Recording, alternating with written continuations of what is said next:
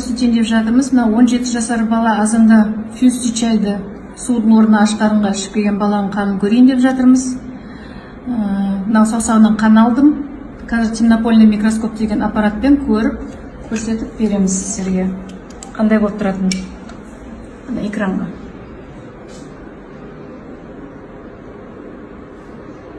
Мына қызыл түйіршіктер нормада арнайы бөлек-бөлек жүгіріп жүру керек. Қаны қатты қоюланып тұр, тамағы қорытылмай тұр. Ашық жері өте аз, су жоқ. Бұл жігіттің жасы 17-де, фастфуд жақсы көреді.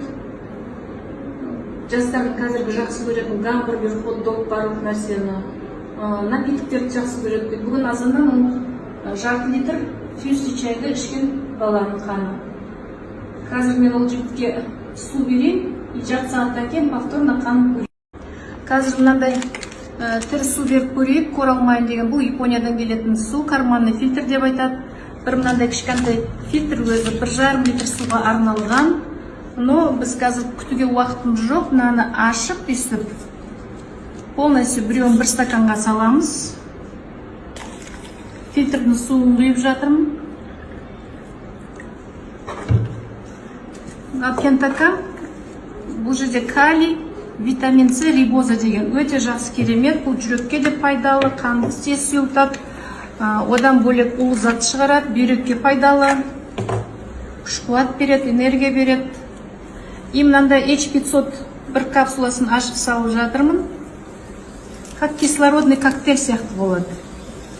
H500 это бұны антиоксидант деп айтады. Атомарный водород, улы заттың барлығын нейтрализация жасап, күш қуат береді, қанды сұйылтады.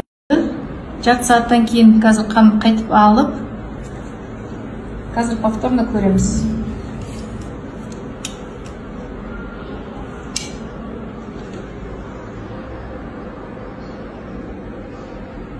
Бағанағы көрген қою қан жарты сағаттан кейін қызыл түйіршіктердің барлығы арнайы бөлек-бөлек жүгіріп жүр.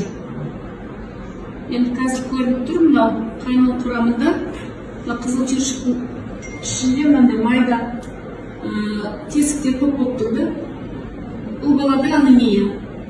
Саны бар, сапасы жоқ деп айтады, темір жетіспей тұр. Сары суы таза, бірен сайран ғана бактерия жүгіріп жүр, ондай нормада бола береді.